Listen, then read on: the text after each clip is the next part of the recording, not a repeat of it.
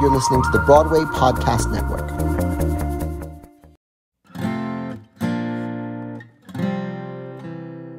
I've got a little problem that's really got me low. Hi, I'm Jennifer Ashley Tepper. And I am Joe Punk Rocker Iconis. And you are listening to the Album Podcast. Today we're going to be talking about Joey is a Punk Rocker. A cut song from Black Suits, sung here by the legendary Annie Golden. One of the oldest songs by Joe Iconis for this album. You'll get to hear quite a deep dive into the history of just how early Joe started imagining this number. Yeah, and the episode might even end with me doing a little bit of a cover song. So check it out. No matter his reply, I'll never take my eye off this different kind of Mr. Right. I have to start by saying, right before we recorded these episodes today, I was just listening to this song over and over and having like a personal mosh pit in my living room. So thank you for the gift of this song, which I never, failed to enjoy singing along to in my bedroom in my apartment. Thank you. I when I wrote it, before I ever even knew you existed, I think I knew somewhere in my brain that one day you'd be mosh pitting by yourself in your bedroom to this song. I think people who know me might be like, she doesn't know what a mosh pit is, but I do. And if you saw me listening to this song, you guys would know. This song is amazing, Joe. Thank you for the gift of this Annie Golden rendition of this cut Black Suits song. Yeah. This song is one of the oldest on the album for sure. So the genesis of Joey's a Punk Rocker is I had the idea to write the Black Suits when I was a senior in undergrad at NYU. And the idea was not fully formed, but when I was, and I forget if I've told this story on the podcast yet, but even if I have, I'll tell it again. I was musical directing a production of The Wiz at my old high school. My brother was a senior and he was directing this production of The Wiz. And so he asked me to musical direct. And so I was, literally 4 years out of high school. And so I didn't know the majority of the kids in the band, with the exception of Brent Stranathan, who's a drummer on the album. But I felt I felt older than all of the kids in the band and the kids in the show, but I wasn't that far away from their age. It was only 4 years. At the time it felt huge, but now it certainly doesn't feel very huge.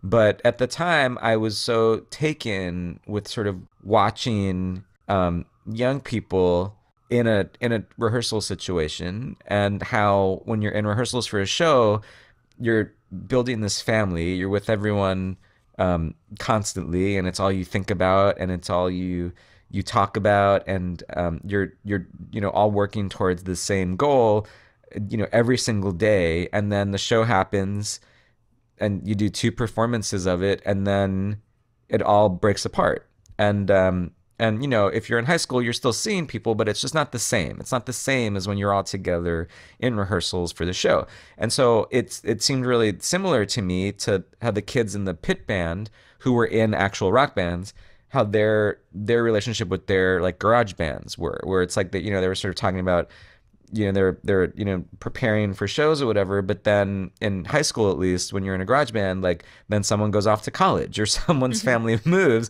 and it's just all over, and it's like, and it those two things like struck me as being very similar. And I was like, oh, I should write a musical about this. Like, this should be a show that I write. And so those ideas were sort of swimming in my head, and the first songs that I wrote towards those ideas it was in the spring of 2003. I wrote this song called Rock and Roll Band, which is the opening number of the Black Suits, and I wrote Joey is a Punk Rocker. Mm-hmm. And I premiered both of those songs at my senior recital at NYU, which was on May 2nd, 2003. And so that was the first time that either of those songs were ever heard by anyone. And so Joey's Punk Rocker, I sort of the song kind of the song and the character of Megan kind of came fully formed, right? So it was like I was like, oh yeah, maybe it's the band, the band's lead singer has this sister who hates the band so much, and she's a character, one of two kind of like outside characters who are not in the band. And so I wrote Joe's Punk Rocker, but also kind of wrote it to exist unto itself, you know? And and yeah, and it immediately was received in a way that felt like, oh, this is different from how people receive my other songs, And I think that when I listened to Joe's Punk Rocker, I feel like, oh yeah, that's where I was like really sort of cracking the kind of style and the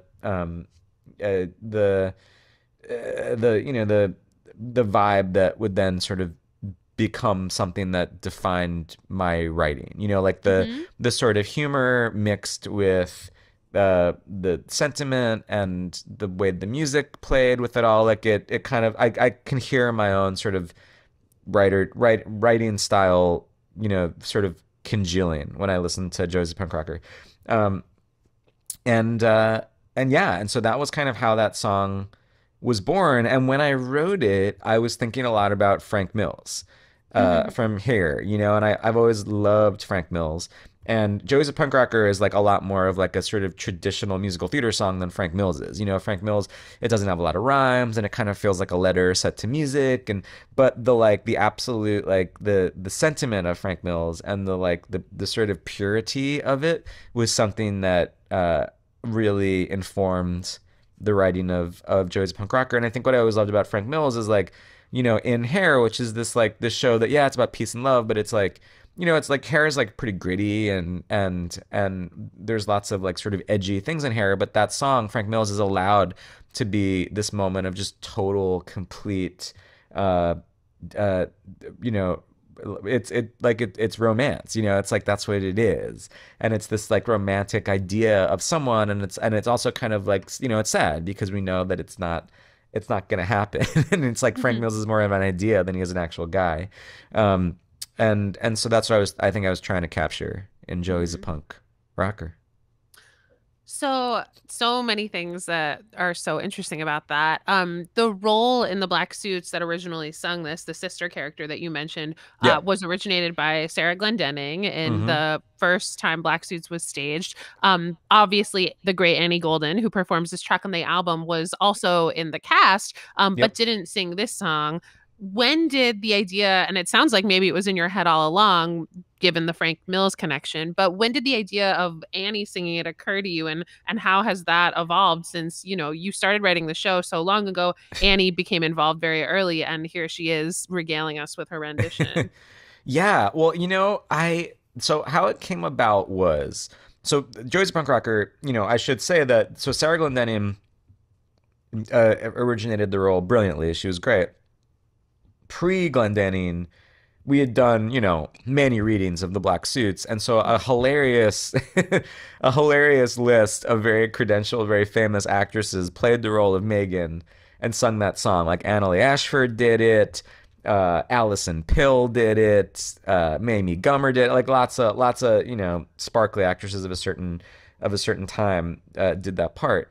And so when it came time to choose someone to do it in concert, I definitely had so many people who I could have gone to the first time I did the song in concert, who I loved. So many actresses who were great, Sean Julie Schwartz, like so many people. But the only person I wanted to hear sing it was Annie Golden. And the Frank Mills connection for sure was something, but there's just something about Annie that she has she has a youthfulness to her voice and her entire being that it just can't be copied. There's just something about it that it's like I've already talked about this, but like Harrison Chad has it. There's just it's youth. That's what it is. It's like she embodies youth and she embodies hope and all of these things in such an effortless way. And then on top of that, she has this amazing rock voice And so I immediately, before I ever even heard her singing it, I was like, oh, I just know that she'll be able to like do like the sort of, she'll be able to dial into the sweetness of this song and then also give it a rock and roll edge in a way that I think if other people try to do that, it sounds forced on either. It sounds like, oh, here's this person who can sort of do the sweet folky stuff, but then is really pushing the rock stuff, or here's this person who can like scream it from the rafters but can't really do that like folky stuff. And Annie is just so adept at all of that, and then also her literal speaking voice is so charismatic and is so personality filled that it just felt like it would be a great match, and it was. And so she did it for the first time at the first ever rock and roll jamboree show at the Beachman, which is November 27th, 2007. And Wow. and yeah, and she's done it a million times since, and it only gets better. And the first time she did it, I did have a for me it was like a no-brainer. Like I love casting actors, especially in a concert setting. I love casting them because of something elemental about them that connects with the material, as Mhm. opposed to being like, oh, this song was written for a 16-year-old girl, so we should get a 16-year-old girl to sing it. I've always been really excited about, not casting based on gender or race or whatever, and like finding like the thing about the human being who's going to perform a song that makes them connected to the song. And so the first time Annie did it, or the first time I asked her, I was like, there's no part of this that's like, oh, isn't it funny that this woman who is obviously not 16 is singing a song for a 16-year-old? And she, to her credit, was like, oh yeah, no, no, no, no, no. I don't care about that, and I don't think that's gonna be a problem. And it never is. And like, and she, and she still does it, and there's no part of it that's like, oh, how funny that is, because it's not. And that's also a testament to her and how amazing she is, and how she just so embodies the spirit of young people who want to like, run through the streets and scream and be in love and make music, and it's just her. And so I'm so happy that her insane performance is now captured on on on record forever. Yeah, it works. It works on so many levels, and it's just very rock and roll. I like one of my favorite moments of your big Lincoln Center concert that we did right before the world ended in February 2020. I don't remember the exact date, so props to you on that 2007 date you pulled out. But was Annie singing this song and just everyone in the audience going crazy, and me being able to mosh with other people also moshing. But no, she always just is incredible at this song in person, and the album in the best possible way sounds live. Like Annie just has such a skill of, and also on the Broadway Bounty Hunter cast recording, she is perfect, and she also just really makes it sound like you're in the room with her. It's like a skill I can barely describe. Oh yeah, yeah. And you can't fake it. It's like there are so many people today in musical theater and in other, mediums, who are, hailed as great singers or whatever, and it's like, really, they're okay, but the the computers do a lot of work for them. um Annie Golden is just a great singer, and so and you that's it feels live because it's like she's actually doing that. She's Mhm. not getting any help, she doesn't need any support. She can stand in front of a microphone, and when she opens her mouth, it's stunning, and it sounds like a human being singing. And that feels like it's like, well, yeah, duh, of course it does, but that's not always the case. And she's just amazing, and she is such a solid person in a studio. Like that's one of my favorite things. And I've now gotten to record, quite a bit of material with Annie in the studio in the last couple of years between Bounty Hunter and album. And to see her in a studio, it's like, oh yeah, she's like a real rock and roll singer. It's like she knows her way around a studio in a way that's like, and even like huge people sometimes, like, they'll get into a studio, and it's really scary. There's a lot of pressure, and it's like you in a little booth and a microphone. And I've seen really amazing singers and actors just crumble. And Mm. every single time I've ever been with Annie in a studio, it's the most like, it's just like the easiest thing. She gets in there, and she nails it every single time. She knows exactly what she needs. She knows exactly how to negotiate the mic and the room and all of it. And it's just like every time is like better than the last. It's amazing. Do you think that you are the only musical theater writer in history to rhyme Megan with pagan?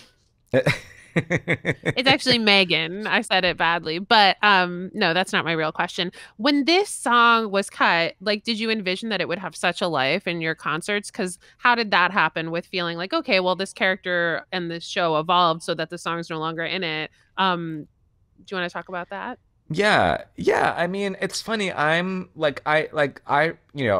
will hang on to something that I truly believe belongs in a show, but when I make the decision to get rid of something, I'm like brutal about it. And so as much as it was like a bummer to think about like what is the Black Suits without Joey as a punk rocker, I knew that the right move was to get it out of there. And so I was kind of like, I mean, I hope the song lives on, but if it doesn't, I'm doing the right thing.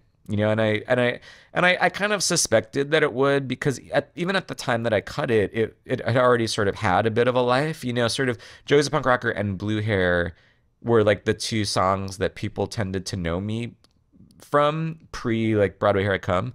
Like, before Broadway Here I Come, those were the two songs that people sang of mine. And so it felt like it already kind of was out in the world a little bit. So it wasn't like, it didn't feel like, oh my gosh, I'm burying this, this baby and no one's ever gonna see it. But so yeah, so I felt like kind of okay about it. But I love that you said the thing about Megan and Pagan though, because that's something too where it's like, sort of early on in my writing, I had not quite yet realized that like my growing up on Long Island has informed the way I hear certain vowels and certain words pronounced.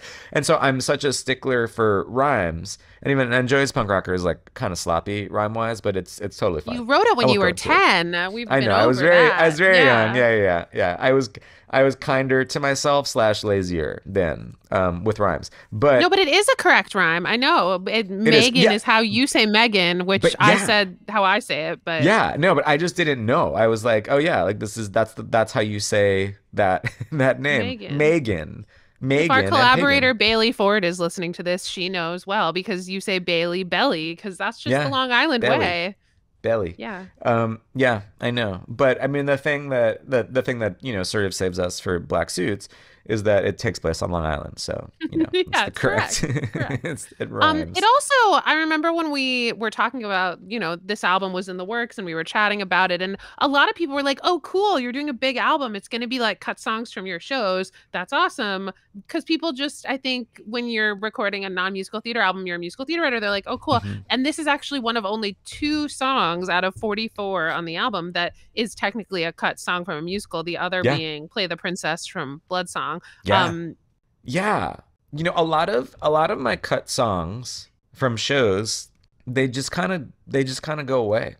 And I think it's because I've either cut them because I hate them and I think they're just bad and I don't have any interest in revisiting, or they're so specifically tied to the show that they are from that to do them in another context just doesn't work, and so that's why I'm someone who like I never recycle a song because I can't, I can't take a cut song from Be More Chill and put it in Bounty Hunter. It's like the songs are so tied to the characters and the plot and the sonic world of the shows that they are from that you can't repurpose them, Well, let it be known that this podcast has now inspired me to try to convince you to have Annie Golden sing Level Up, the original 2-player game, in a concert. So we'll see how far I get. Good luck to me. Good luck to you. Yeah. I'll see you in the spring, 54.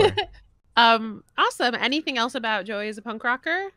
Yeah, you know what I want to talk about, which I don't think I've ever actually talked about, the title of it. So Joey's a Punk Rocker is titled as such because there's a Ramones song called Judy is a Punk and a Ramones song called Sheena is a Punk Rocker. And so so Joey was a punk rocker is sort of referencing those two tunes, even though in the song She never actually says Joey's a punk rocker. Yeah, and I mean, as long as we're talking about that, obviously, you know, your name is Joe. No one calls you Joey, really. Maybe people you grew up with. Did you pick that name for a reason for the song? The honest answer is I picked it because it was my name and it was going to be performed at my recital. But the answer I gave at the time was that it was because of Joey Ramone. But if I'm being totally honest, I wanted that moment where the girl singing it, her name was Kristen. Oh God, what was her last name? Oh no, wait, I gotta look it up. Well, you look it up, I'll just say this is a classic musical theater history moment, being like, in 2003, Joe Iconis said this was the answer. In 2007, this. And today, this is the real answer from Joe Iconis. So yeah, you've witnessed that. I feel like I'm far enough away from it now. But yeah, it was, but I mean, also like definitely Joey Ramone is part of it, but I just loved the idea of, you know, her saying my name and people going, ha ha ha. You know, because I was really slutty back then. I wanted that acceptance. I hadn't gotten it a lot. I hadn't gotten a lot of applause at that point in my life. And I think she left performing, which is why I haven't spoken to her in a bit. But Joey is a punk rocker, folks. Joey is a punk rocker. Joey is a punk rocker. Joey is a punk rocker now. Hey. Thanks so much for listening or watching to my podcast. Do me a favor and go to wherever you just listen to or watch this thing and subscribe or like or give us a great rating or review, and then head to bpn.fm/album to find out even more information about this podcast, more ways to watch, more ways to listen, and check out my album. Thanks so much for hanging out. Album Podcast is executive produced by Liz Armstrong, produced by Dori Berenstein, Alan Seals, Kim Garris, and the rest of the team at the Broadway Podcast Network.